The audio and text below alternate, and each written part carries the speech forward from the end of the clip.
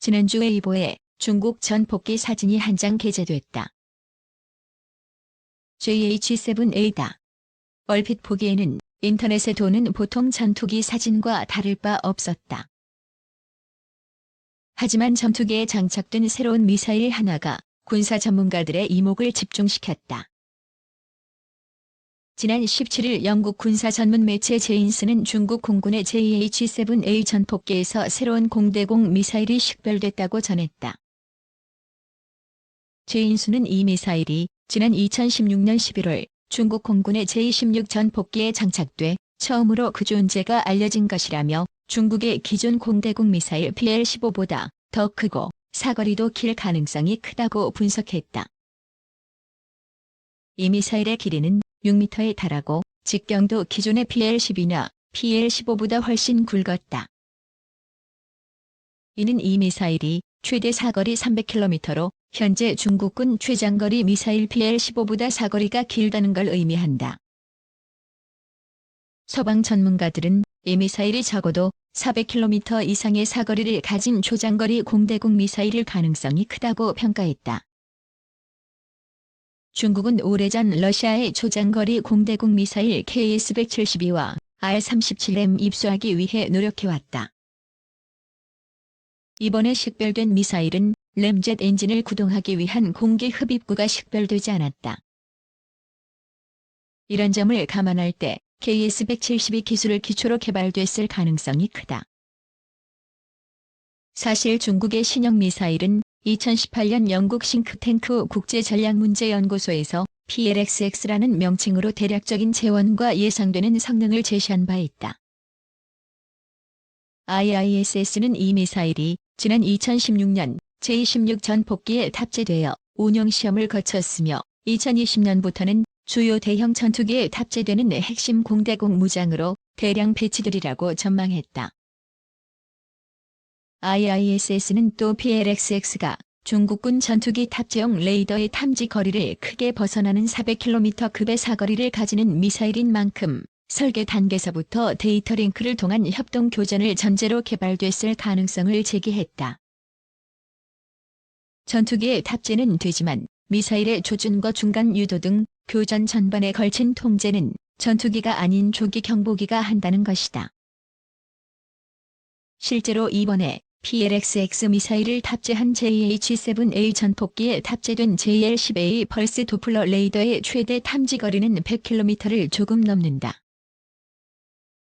J-16에 탑재되는 신형 AESA 레이더의 탐지거리 역시 200km를 조금 넘는 수준이다. PLXX의 최대 사정거리인 400km에는 미치지 못한다. 따라서 이 미사일이 조기 경보기의 통제를 받아 운용된다는 IISS의 추론은 충분히 설득력이 있다. PLXX 미사일은 아직 그 재원이나 성능은 물론 매우 가까운 거리에서 촬영된 정밀 사진이 공개되지 않았다. 구체적 성능을 단정하는 것은 이르다.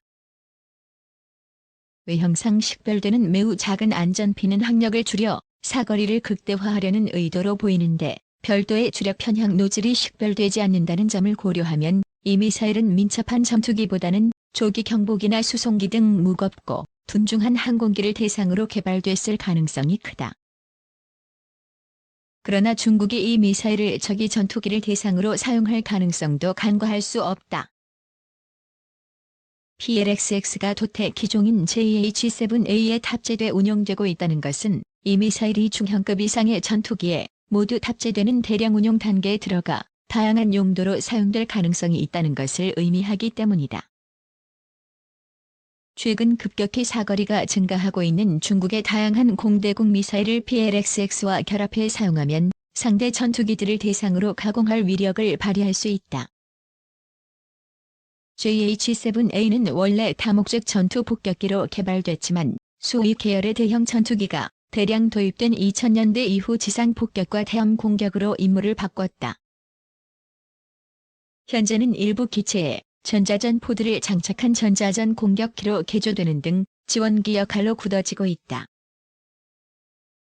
그러므로 중국이 이 전폭기에 PLXX와 같은 초장거리 공대공 미사일을 탑재한 의도는 명확하다. J-11이나 J-16, J-20 등이 제공 전투 임무에 투입됐을 때 장거리 공대공 미사일과 전자전 능력을 이용해 아군 공격 편대군을 지원해 적의 예봉을 꺾는 것이다. 예를 들어 중국 전투기 편대가 대만이나 한국 등 인접국의 대대적인 공격에 나서는 상황을 가정해보자. 중국 전투기들은 바다와 인접한 기지에서 이륙한 뒤 최대한 가속해서 보다 높은 속도와 고도를 차지하려 할 것이다. 공중전에서 적보다 속도와 고도가 높으면 공대공 미사일의 사거리와 발사 속도 등에서 더 이점을 얻을 수 있기 때문이다. 물론 대만과 한국 전투기도 긴급 발진할 것이고 마찬가지로 속도를 높여 높은 속도와 고도 확보하려 할 것이다. 하지만 이 과정에서 다량의 공대공 미사일이 날아온다면 방어 측은 필패한다. 왜 그럴까? 대만 해협의 폭은 150km를 조금 넘고 산둥반도에서 인천까지 거리는 350km에 불과하다. 보유 중인 공대공 미사일의 사거리가 기껏해야 120km 정도인 대만과 한국은 중국 공군기를 공격할 수 없다. 400km급 사거리를 가진 PLXX나 300km급 사거리를 가진 PL-15를 보유한 중국에 속절없이 당할 수 있는 것이다. 중국은 한국이나 대만 전투기 편대가 대형을 갖추기 전 KJ-2000 조기 경보기의 지원을 받아 대량의 PLXX 미사일을 쏠 것이다. PLXX 미사일이 접근하면 한국과 대만 전투기 편대는 미사일을 피하기 위해 불가피하게 편대 대형을 풀고 체프를 뿌리거나 회피 기동을 해야 한다. 이러는 동안 중국은 다시 PL-15 미사일을 대량으로 발사해 2차 공격을 할 것이다. PL-15는 PLXX와 달리 적이 전투기를 잡기 위해 개발한 고기동 미사일이다. 회피가 매우 어렵다. 겨우 피했더라도 이 사이 월등한 위치, 속도 에너지를 가진 중국 전투기들이 편대를 풀고 한국과 대만 전투기들을 일방적으로 학살할 것이다. 장거리 공대공 미사일을 이용한 중국의 이런 전술을 미국은 일찌감치 경고했다. 2015년 허버트 칼라일 미 공군 공중전투사령관은 PL-15를 비롯한 중국의 장거리 공대공 미사일이 미 공군에 큰 위협이 될 것이며 미국은 하루속히 대책을 마련해야 한다고 지적했다. 미군은 실제로 다양한 대책을 마련해 나가는 중이다. 문제는 중국의 미사일 위협에 직접 노출된 한국이다. 중국의 군사적 위협을 막는 것에 사활을 거는 대만은 오래전부터 중국 공대공 미사일에 대한 정보를 수집했고 교란기 개발에 상당한 투자를 해왔다. 하지만 한국은 이렇다 할 전자전 정찰기나 대응책이 없이 미국에만 의존하고 있다. 물론 미군은 중국의 신형 미사일 특성을 대부분 파악했을 것이고 이에 대응한 방해 전파 장비 배치를 진행할 것이다. 문제는 이런 전자전 정보는 아무리 가까운 동맹이라 하더라도 미국이 관련 정보를 그대로 넘겨주지 않는다는 점이다. 호주가 미국에 그라울러 전자전 장비를 샀을 때 제밍 장비는 임대 형식으로 제공하고 봉인한 뒤 미국이 관리하는 형태로 계약을 체결한 것만 봐도 그렇다.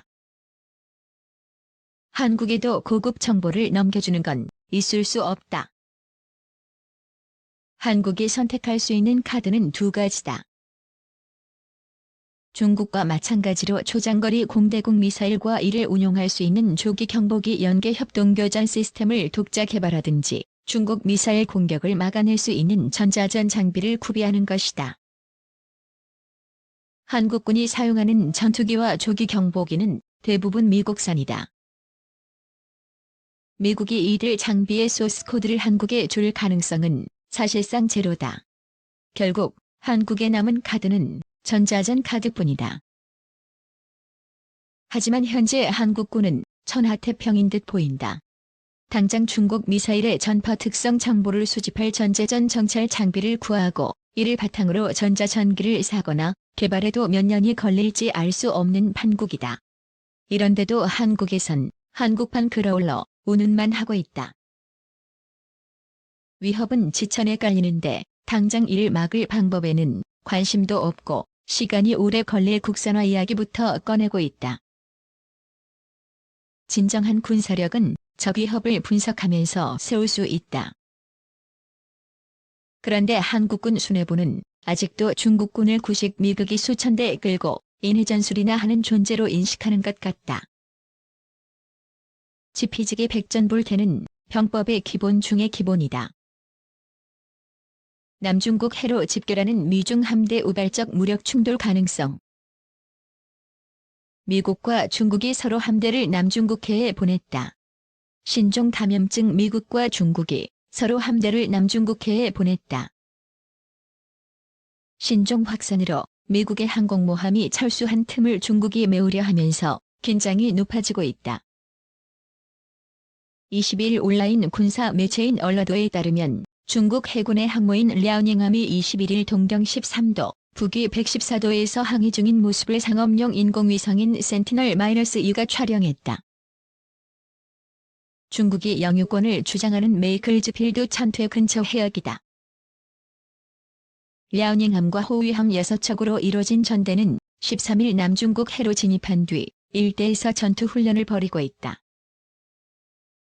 메이클즈필드 찬퇴에서 1000km가량 떨어진 말레이시아 배타적 경제수역엔 미국 해군의 강습 상륙함인 아메리카함이 포진한 상태다.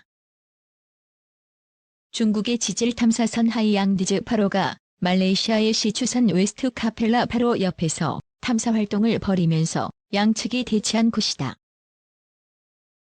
미국은 중국에 경고를 보내기 위해 여기에 아메리카함을 파견했다. 미중의 전투함은 꽤 떨어져 있다. 그러나 전투기를 띄우면 공격이 가능한 거리이기도 하다. 길이 257m의 만재 배수량 45,693톤인 아메리카함은 스텔스 전투기인 F-35B 20대를 탑재한 사실상의 경항모다. 길이 257m의 만재 배수량 45,693톤인 아메리카함은 스텔스 전투기인 F-35B 20대를 탑재한 사실상의 경항모다. 확산으로 괌에 발이 묶인 항모 시어더 루스벨트함과 수리 때문에 일본에 정박 중인 로널드 레이건함을 대신해 고군 분투하고 있다. 아메리카함은 현재 벙커일함과 베리함 등 이지스함의 호위를 받고 있다. 박원곤 한동대 국제학과 교수는 그동안 남중국 해에서 미국이 나타나면 중국이 물러서곤 했는데 최근 중국은 미국과 맞서려 하고 있다며 우발적 충돌이 일어날 수도 있는 상황이라고 말했다.